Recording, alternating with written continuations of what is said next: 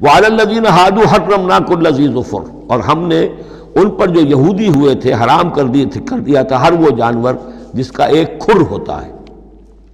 جانور ایک وہ ہے جیسے کہ گائے ہے، ان کے یہ پیر جو ہے وہ پھٹے ہوئے ہوتے ہیں، اور ایک جانور ہوتا ہے جس کا کھر ایک ہی ہے، ایک ہی ناخن، تو کھر والے جانور گھوڑے کا ایک ہی ہے، تو یہ چیزیں جو ہیں وہ ان کے اوپر حرام کر دی گئی تھی۔ بعض چیزیں تھیں کہ جو اصلاً حلال تھیں، لیکن یہ کہ یہودیوں پر ان کی جو وہ شرارتیں تھیں ان کی وجہ سے، جیسا کہ ہم پڑھ آئے ہیں، بہت سی چیزیں ان پر حرام کر دی گئی تھیں۔ وعلی الذین ہادوا حرمنا کل ذی ظفر،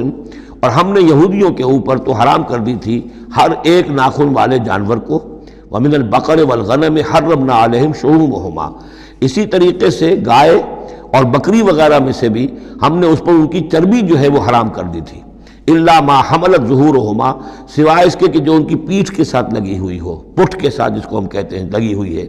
اب الحوایا، یا انتڑیوں کے ساتھ لگی ہوئی ہو، او مختلط بعظم، یا جو ہڈیوں کے اندر ہو، تو یہ جو ہے یہ چیزیں تو چربی کی جائز تھی ان کے لیے، باقی چربی جو ہے کھلی وہ ان کے لیے حرام کر دی گئی تھی۔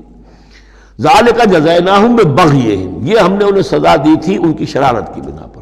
یہ مستقل آسمانی شریعت کا حصہ نہیں تھا، بلکہ یہ خاص طور پر ان کے اوپر تنگی کی گئی تھی ان کی شرارتوں کی وجہ سے۔ وَإِنَّا لَصَادِقُونَ، اور ہم جو کچھ کہہ رہے ہیں وہ بالکل صحیح ہے اور درست ہے۔